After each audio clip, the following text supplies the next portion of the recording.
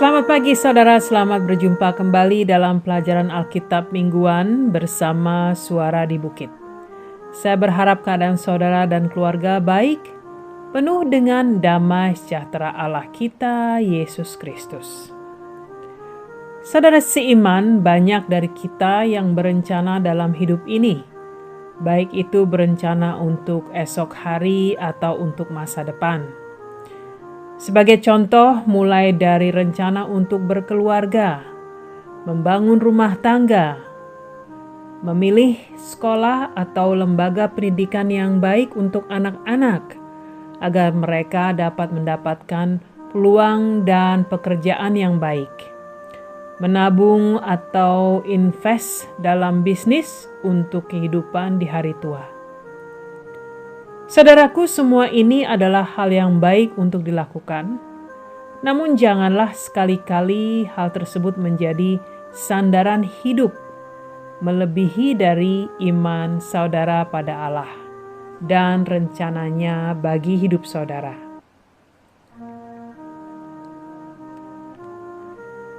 Pada kesempatan kali ini kita akan belajar dari bacaan surat Yakobus 4 ayat 13-17. Kalau saudara memegang Alkitab, mari kita baca bersama, yaitu Yakobus 4 ayat 13-17. Jadi sekarang hai kamu yang berkata, hari ini atau besok kami berangkat ke kota Anu, dan di sana kami akan tinggal setahun dan berdagang serta mendapat untung. Sedang kamu tidak tahu apa yang akan terjadi besok.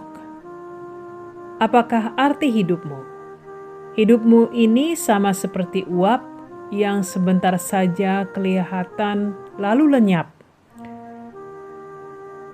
Sebenarnya kamu harus berkata, jika Tuhan menghendakinya, kami akan hidup dan berbuat ini dan itu. Tetapi sekarang kamu memegahkan diri dalam congkakmu, dan semua kemegahan yang demikian adalah salah.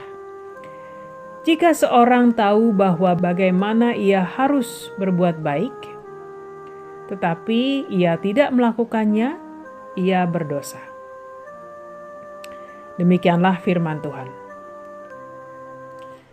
Saudara seiman, surat Yakobus kaya dengan ajaran-ajaran keimanan dan penerapannya untuk hidup dalam hikmat Allah setiap hari. Dari pasal ini, apakah berarti hidup ini tidak mempunyai arti sama sekali? Apakah kita tidak perlu berencana dalam hidup ini, saudara? Saudara seiman, apa sebenarnya yang diajarkan Yakobus di pasal ini? Tidak ada seorang manusia yang tahu akan kehidupan, berkuasa dan mempunyai kendali akan masa depannya.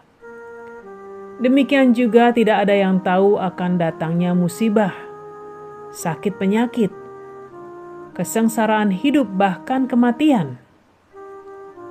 Banyak dari mereka yang bekerja dan berpikir keras untuk masa depan, seolah-olah mereka dapat menentukannya. Namun mereka lupa untuk menikmati hari ini, yang juga merupakan berkat yang harus disyukuri. Tidaklah salah untuk berencana dalam hidup, namun apabila tidak melibatkan Tuhan, maka hal itu merupakan dosa di hadapan Allah, yaitu suatu keinginan untuk mengikuti kehendak diri sendiri dan tidak bergantung pada rencana Allah. Mereka yang merasa dirinya begitu yakin akan kehidupan masa depan yang ingin mereka capai dengan usahanya sendiri akan membuahkan kecongkakan diri. Yakobus mengingatkan bahwa kehidupan seorang bagaikan uap yang sebentar saja kelihatan lalu lenyap. Saudaraku, kehidupan duniawi adalah kehidupan yang sementara. Karena ada kehidupan yang kekal yang Tuhan janjikan bagi orang-orang percaya. Kehidupan itu harus dimulai dari sekarang, yaitu kehidupan dalam Kristus.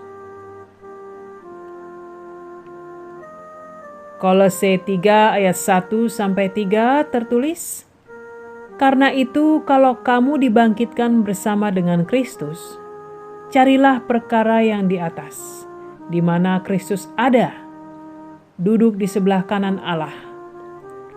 Pikirkanlah perkara yang di atas dan bukan yang di bumi. Sebab kamu telah mati dan hidupmu tersembunyi bersama dengan Kristus di dalam Allah." Orang-orang percaya yang telah diselamatkan secara roh telah mati dalam Kristus dan dihidupkan kembali dalam Dia. Hidup dalam Dia mengerti akan kebenaran, berkat, dan janji-janji Allah dalam Kristus. Hidupnya tidak lagi hidup untuk diri mereka sendiri, namun untuk Kristus. Segala yang dilakukannya akan terus bertujuan untuk memuliakan Allah. Apakah hal ini terlihat dalam kehidupan kita, saudara? Apabila seorang mengatakan bahwa ia mau berjalan pada rencana Allah, ini bukan berarti ia membuat rencana dulu dan memohon agar Tuhan memberkati dan menyertai rencana itu. Namun sebaliknya, ia harus berdoa dan memohon petunjuk akan apa yang harus ia lakukan atau rencanakan. Saudara, kalau ada seorang yang mengatakan untuk bekerja lalu berdoa, ini bukanlah ajaran Alkitab. Karena ia melakukan sesuatu dulu baru berdoa agar rencananya berjalan baik. Untuk mengikuti rencana Tuhan haruslah diawali dengan doa. Maka Tuhan Allah yang akan memberikan hasrat dan keinginan di hati seseorang untuk berjalan dalam rencananya. Dalam menjalaninya harus terus disertai dengan doa-doa agar hidupnya terus bergantung pada kuasa Allah. Pasal ini juga mengajarkan agar seorang hidup rendah hati dengan mengatakan apabila Tuhan menghendaki dalam segala hal yang direncanakannya, yang juga berarti bahwa kehendak Allah lebih penting dari keinginan diri sendiri. Dan ia mengakui bahwa Allah berkuasa penuh akan hidupnya. Saudara seiman, berjalan dalam rencana Allah bukan berarti segalanya akan berjalan mulus dan tanpa ada tantangan. Tuhan izinkan tantangan hidup yang harus dialami orang-orang yang mengasihinya, yang juga akan membuat mereka lebih bergantung pada kuasa Allah dan bertumbuh dalam iman. Bagaimana sikap orang percaya dalam menghadapi setiap permasalahan hidup akan membuktikan bahwa apakah ia benar-benar bersandar pada Allah atau pada kekuatannya sendiri. Bagaimana dengan hidup kita, saudara? Apakah kita mau berjalan dalam rencana Allah dengan segala tantangan yang harus kita lalui? Saya yakin di saat saya berbagi saat ini mungkin ada dari saudara yang sulit menerima kenyataan hidup yang saudara hadapi. Mungkin semua rencana yang telah saudara buat tidak terpenuhi atau gagal. Saudara tidak perlu berkecil hati dan takut akan masa depan. Hal yang paling penting bagi saudara adalah bagaimana saudara dapat hidup memenuhi kehendak Allah dan bekerja melayani Dia.